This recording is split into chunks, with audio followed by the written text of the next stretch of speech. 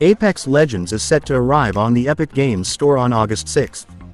Ahead of its Epic Games Store debut, we chatted with Respawn Entertainment about the evolution of the hit Battle Royale game, from crafting engaging stories in a traditionally narrative-light genre to the challenges around making the game accessible to both new and returning players, especially when players have become astonishingly good at killing one another. Apex Legends is now in its 5th year, a noteworthy accomplishment given that the Battle Royale genre is littered with the detritus of promising contenders, from the culling to Fallout 76, Nuclear Winter.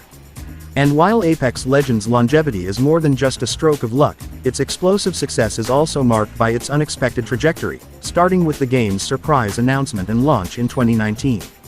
As the meteoric growth of PUBG, Battlegrounds and Fortnite paved the way for the burgeoning Battle Royale genre, Respawn Entertainment looked to create a third Titanfall game based on the same formula, stumbling into what eventually became Apex Legends.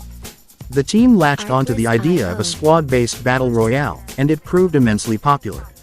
Within the first month of its launch, Apex Legends attracted 50 million players. Apex Legends is a battle royale. The battle royale is what we build and balance all of our weapons, our items in the game, and our characters in the game around, says lead legend designer Devin McGuire. It's a squad-based game. The squad is what matters.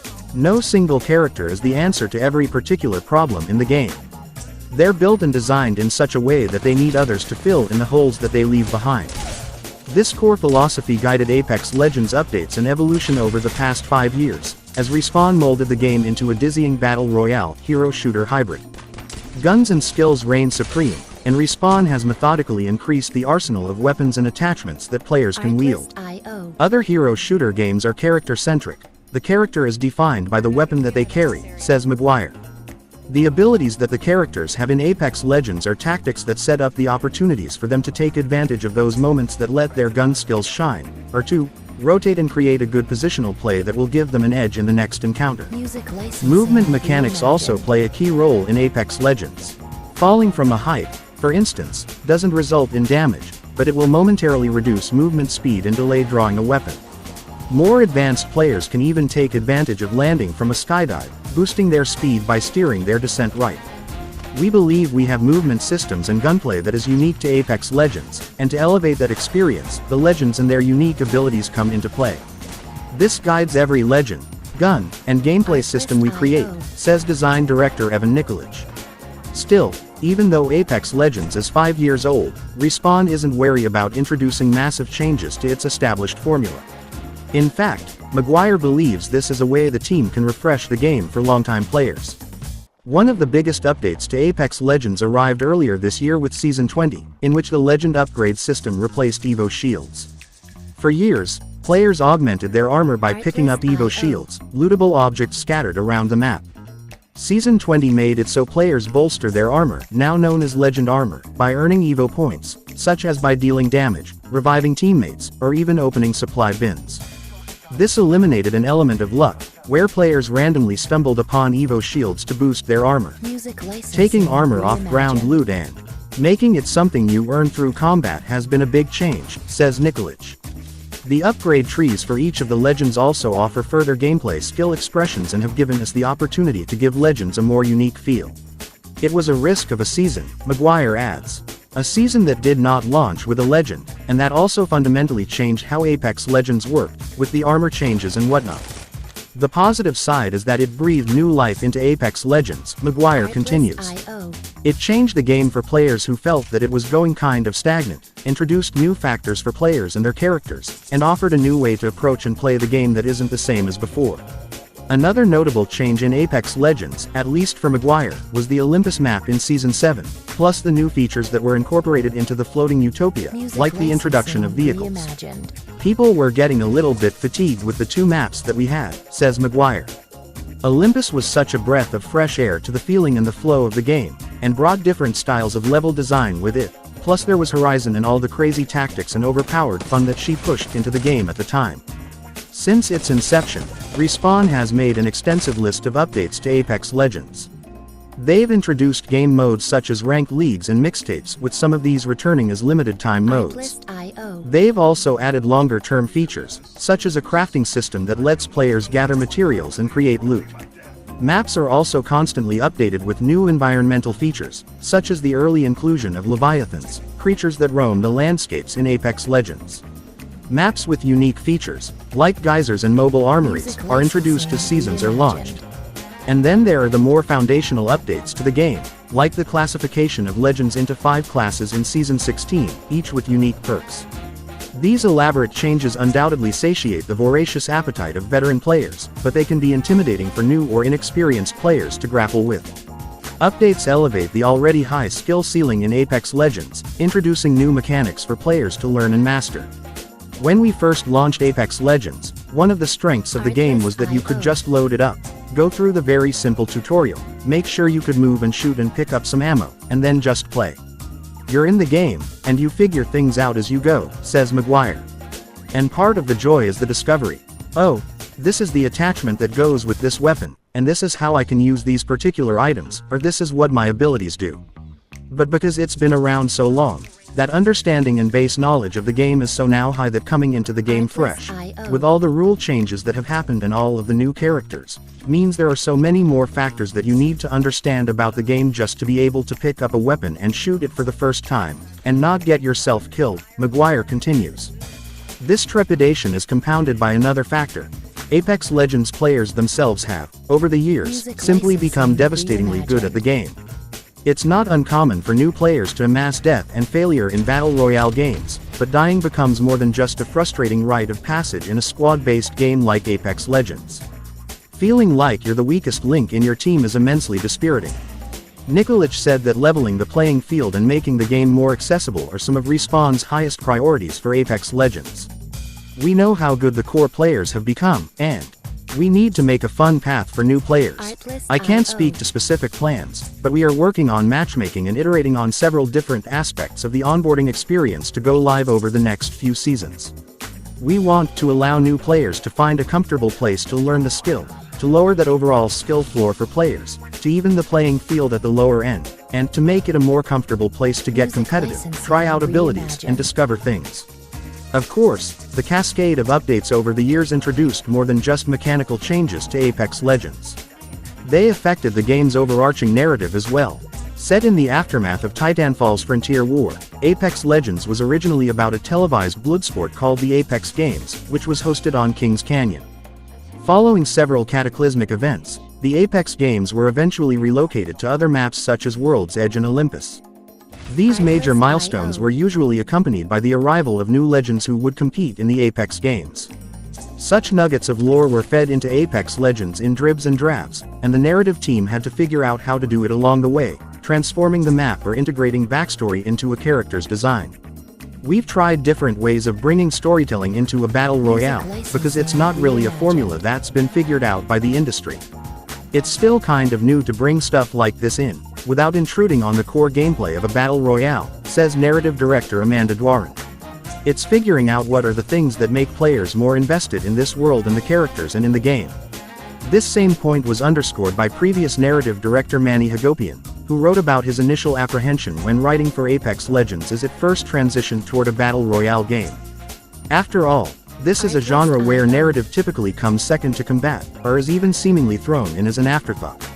To Hagopian's surprise, the Apex Legends team kept returning to him for ideas and suggestions on how the lore might inform other aspects of the game, from the characters to the maps. Actually feels a bit more like a fighting game than a traditional first-person shooter in terms of like, here is our big cast of characters, choose your fighter, and that actually comes with a fair share of lore for each of the characters. So when we understood it in that way a little bit better, that was a big transformation from the initial idea of what this could be narratively, says narrative lead Ashley Reed. Walking the tightrope between game design and narrative is a common challenge for games. It's even more integral for Respawn and Apex Legends though, where legends are at the center of the action. Every legend needs to be imbued with a unique personality and a distinctive playstyle. Maintaining this distinction across every mode, map, and squad lineup is integral to the design of the legends across each season. I've worked on every legend since Horizon, and I think what has continued to work is understanding that design comes first, says Dwarin. For example, a villainous character who just wants to see the world burn isn't going to fit into the healer archetype because that wouldn't feel authentic. I wanted Alter, For instance, to be a clever, out-of-the-box thinker, Dwarin continues, and then we are like, okay, what fantasies work with that? We brainstormed 20 different power fantasies, and what we settled on was this devious trickster, archetype character. I recall specifically working on Newcastle, on Jackson, taking ideas around where we took the fantasy of the character, and bringing those back into the expression of the way that he relayed his abilities. Maguire adds. His ultimate had many different forms before it took on the idea of us leaning into this knight style, this heroic protector thing, and turning that into the physical castle that he creates when he leaps in to shield his allies. One of the more innovative narrative tools in Apex Legends is its dynamic dialogue system, which sees the legends bantering with one another in-game. Loba, for instance, openly flirts with the other legends or quips bitterly when reviving Revenant, a legend for whom she holds an intense enmity. I think our dynamic dialogue system is probably one of our most effective narrative features because it fully uses the systems that we have in play to tell the story, which has served us quite well for many seasons now, says Reed.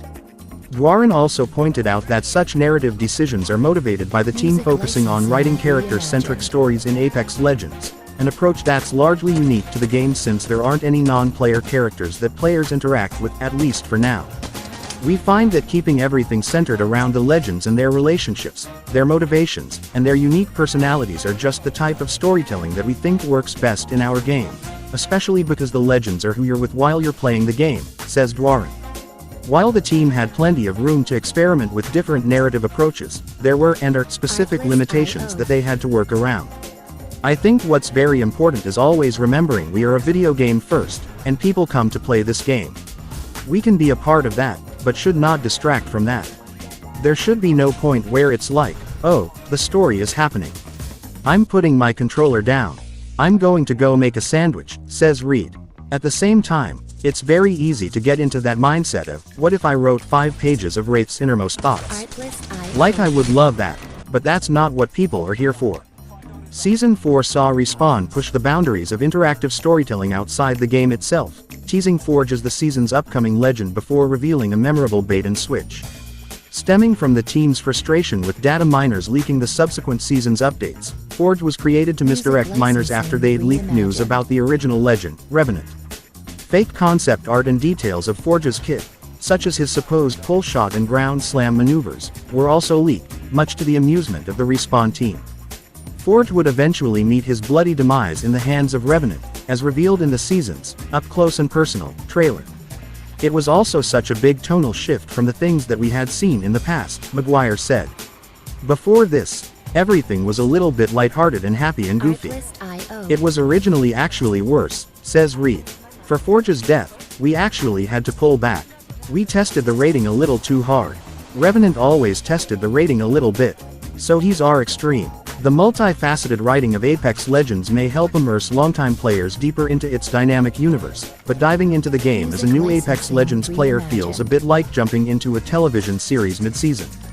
Things can get pretty confusing. Of course, there's no need to possess an encyclopedic knowledge of Apex Legends character dynamics to pull off impressive headshots, but knowing what's happening can make the game more meaningful and impactful, especially for lore-obsessed sleuths. The more you're adding in, and with more legends and more storylines, it has gotten to a point where, unless you're a real hardcore player, it's hard to track all of that stuff, Dwarin explains. And so what we're looking at now is telling stories that still honor our legends and allow people to know more about Apex Legends, but don't have such a high dependency on knowing all of this past stuff. It can be something that you come into new, and you can appreciate and have a good lay of the land without all the baggage. Again, it's a fine balance between continuing to engage existing players without overwhelming new or returning players, and Respawn has returned to this discussion for several months now. This is one reason, according to Reed, why Respawn has slowed down the release of new legends that used to accompany each season. Last year, when we came up with Maggie, people were like, I'm so excited to play this character, but oh my god, another thing I have to learn how to do and how to combat. Please help me. So when even the players are like, stop releasing new content, we're like, okay, maybe we'll slow this down a bit so you can get used to how those mechanics affect the gameplay. Apex Legends remains immensely popular, and it doesn't show signs of slowing down, with future updates already planned for the upcoming seasons. What will these updates bring? Reed will only speak cryptically of a potential twist coming in Season 22 in August.